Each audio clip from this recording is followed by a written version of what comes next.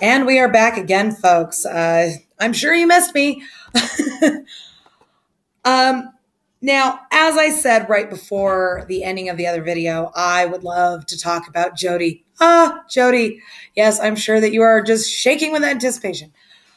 But I find this whole Nancy Grace shit just a little convenient because it's been 10 fucking years. And my thing is that when Stephen Avery was arrested, Jodi was in jail for 7 months on a DUI. And I'm like, okay, honey, if you were that afraid of him, why didn't you just tell the guards that you didn't want to fucking talk to him anymore, that you were trying to get away from him? Wouldn't have been that fucking hard. Seriously, you're in jail. What's he going to do? He can't do anything. Fuck, it's proven that the police don't like him. It's not like he had a buddy on the inside. And it would have just given them more to go on. Dumbass. And see, on the night of the murder, I say it like that because I personally don't believe that she was killed on October 31st, folks. I don't. I think she was killed between October 31st and November 3rd when she was missing and not reported missing. And she wasn't anywhere on the Avery fucking property. It's not that far of a fucking stretch to imagine that. But anyways, Jodi called Stephen on October 31st of 2005. The calls from the jail are recorded. And during the first call at 5:36, Stephen tells her, "I'll wait." And she tells him, "You fucking better." Does that sound like an abused woman to you? Because she was crying when she said it. You know, like relief crying. The second call, which takes place later in the evening, she talks to him about the proposal, how she wants him to propose. Again, does that sound like a woman who's afraid? Who's abused?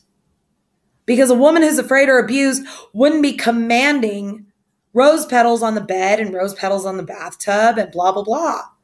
She wouldn't be commanding shit because she'd be too afraid. Pay attention, people. Now, I have had an issue with the warrant for a while.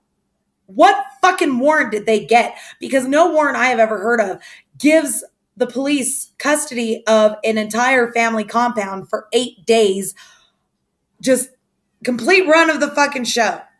Never heard of it. Never heard of it. All evidence found during that search should have been thrown out. I'm sure the new attorneys will figure out a way to do that because they are badasses. Now, the key, if you pay attention to the key, to the pictures of the key, and I've actually done a video doing an analysis of the crime scene photographs, you'll find the URL in there. You can find a picture of the key in that URL. The key had new grind marks on it. That was a brand new, never been used key.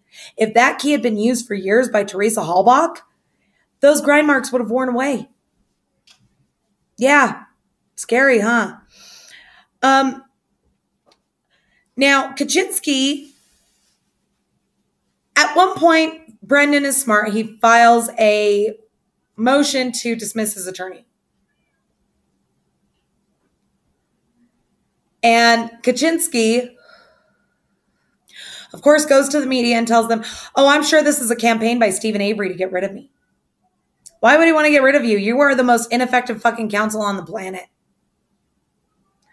No, sir. It's because Barb and Brendan have figured out what a nudnik you are.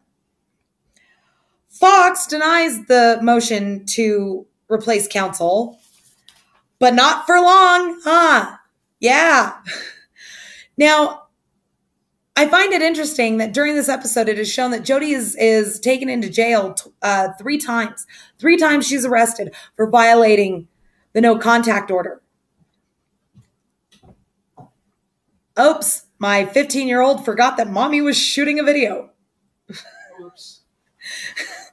Well, he forgets to do his homework constantly, so forgetting that I'm in here is not a far of a stretch. Now, if Jodi violated the no contact order 3 times, again, does that sound like an abused woman to you? Didn't think so. Moving on.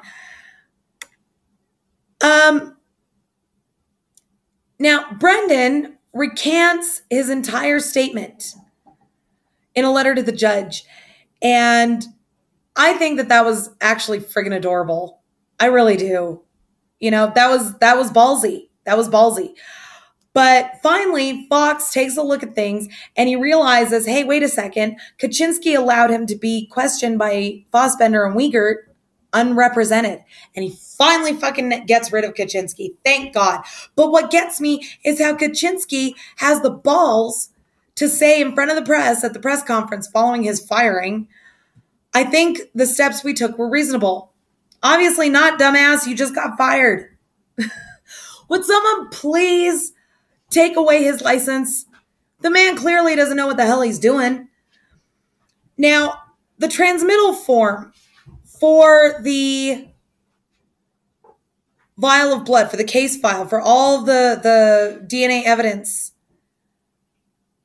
that exonerated Stephen Avery in 2003, the transmittal form was signed by Sergeant James Link. Now, I don't know if his ass is the one who took the blood.